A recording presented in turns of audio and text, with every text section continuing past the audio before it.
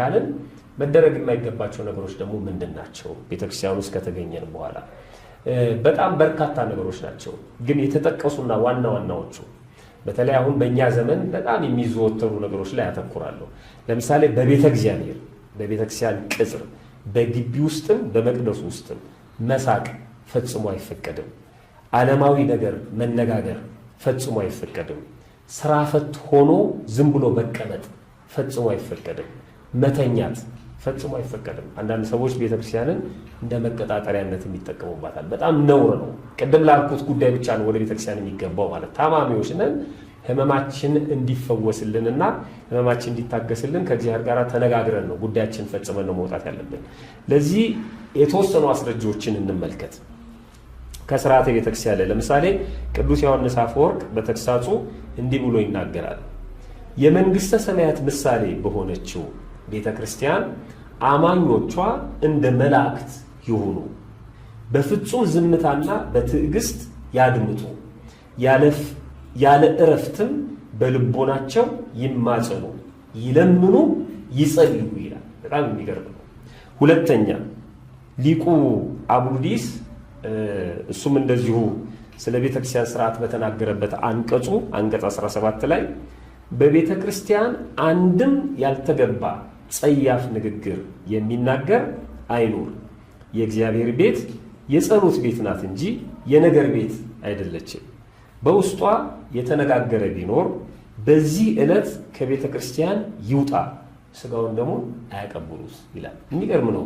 ለነገሩ እኛ በብዛት አንቀበልም የምንገባው እንጂ ለመቀበል ሄዶ አንድ ክርስቲያን ሊያደርገው አይችልም። ግን አሁን በዚህ ዘመን ቢሆን ማለት ነው ዝም ብሎ ነገረ ዘርቅ ወይም ተራ ወሬ አሉባልታ እያወራ እየሳቀ እግሩን ዘርግቶ ማለት ነው ቅዳሴውን ሳያስቀድስ ቢቀር ስጋው ደግሞ አያቀብሉት። በጣም ከባድ ውሳኔ ነው። በነገራችን ላይ በዕለቱ ስጋው ደግሞ እንዳይቀበል ይውጣና ከዛ በኋላ ቀኖና ይሰጠዋል ማለት ነው። ይሄንን ነው የቤተክርስቲያናችን ስርዓት የሚለን። ሌላ አንድ ልጨምር። ዮሐንስ አፈወርቅ አሁን በተግሳጹ ተግሳጽ 6 ላይ እንደዚህ ይላል። በምድራዊ ንጉሥ ፊት በቆምክ ጊዜ ለመሳቅ የማትደፍር ሆነ ሳለ ይላል። ማንም ሰው በንጉሥ ፊት ቆሞ መሳቅ አይናደውም እና የሚያስቅ ነገር እንኳን ቢነገር ለመሳቅ ያፍራል ወይም ይፈራል። በምድራዊ ንጉሥ ፊት በቆምክ ጊዜ ለመሳቅ የማትደፍር ሆነ ሳለ እንዴት በሰማያዊ ምድር ንጉሥ በእግዚአብሔር ፊት ትስቃለህ ይላል። ስለዚህ እነዚህን ነገሮች ማድረግ ጸያፍ ነው። ሁለተኛ አጭር እና ያደፈ ሰውነትንም የሚያወረዛ ወይም ሰውነትን የሚያሳይ ልብስ ለብሶ በቤተ እግዚአብሔር በቤተክርስቲያን መገኘት ክልክል ነው።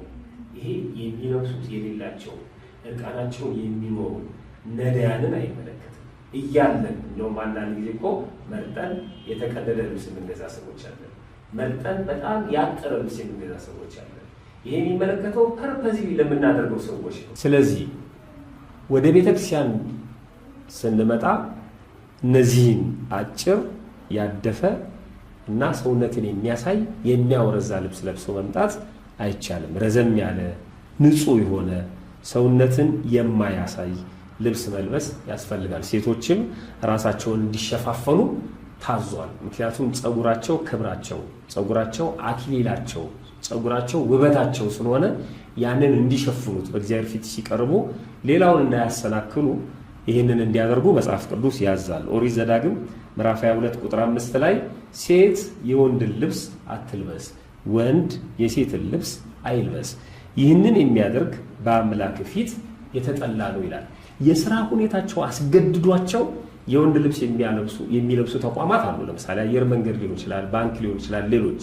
ይሄን እየተናገርኩ ያለሁት በቤተ መቅደስ ውስጥ ነው፣ በእግዚአብሔር ቤት ውስጥ ነው። ለጸሎት በተገኘን ጊዜ ሴት ልጅ የወንድን ልብስ እንዳትለብስ፣ ወንድም የሴትን ልብስ እንዳይለብስ ይላል።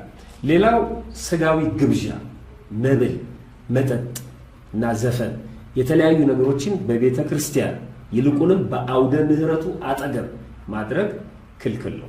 የጥንቶቹ ላይ ቤተክርስቲያናት ስንመለከት መመገቢያ ቦታዎች ያውም እንኳን በመንፈሳዊ በዝክር ሊሆን ይችላል፣ በሌላም ጉዳይ የመመገቢያ ቦታዎች ከቤተ መቅደሱ በጣም የራቁ ናቸው፣ የተለዩ ናቸው።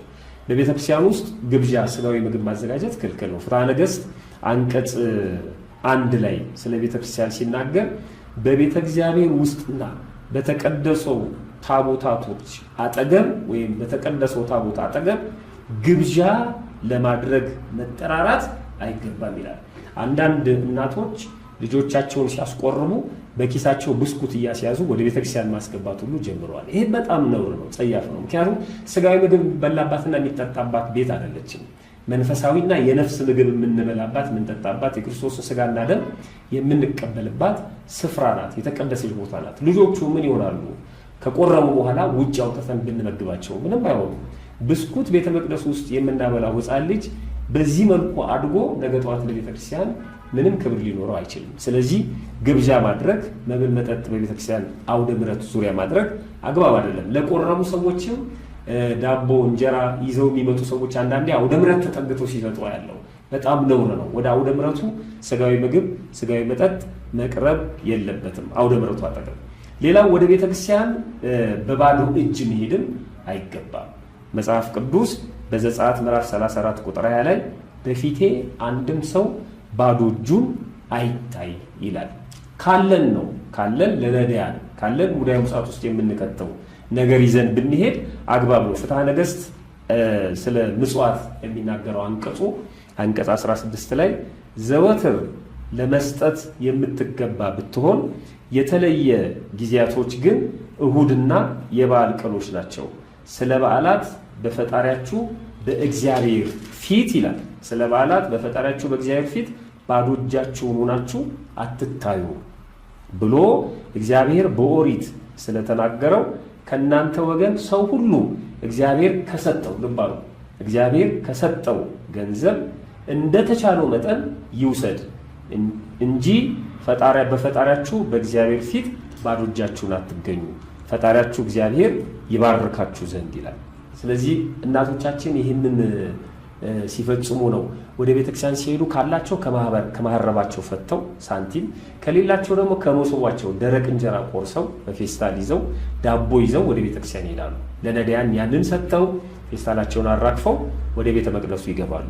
በሌላ ቦታ ላይም በኦሪት ዘዳግም ምዕራፍ 16 ቁጥር 16 ላይ በዓመት 3 ጊዜ በቂጣ በዓል በሰባቱ ሱባኤያትም በዓል በዳስ በዓልም ወንዶችህ ሁሉ በአምላክህ በእግዚአብሔር ፊት እርሱ በመረጠው ስፍራ ይታዩ ወይም ወደ ቤተ መቅደሱ ይውጡ፣ በእግዚአብሔር ፊት ባዶ እጃቸውን አይታዩ ይላል። ስለዚህ ባዶ እጃችን መባ ስጦታውን፣ ጧፉን፣ ዕጣኑን፣ ዘቢቡን በክብረ በዓላት ጊዜ ይዘን ብንሄድ ለነዳያን የምንሰጠውን የምናበላውን የምናጠጣውን ቋጥረን ይዘን ብንሄድ፣ ምክንያቱም ቤተክርስቲያንን ተስፋ አድርገው በየጥጋጥጉ የወደቁ የእኛን እጅ የሚያዩ ብዙ ነዳያን አሉ እና ይህንን ማድረግ ይገባል።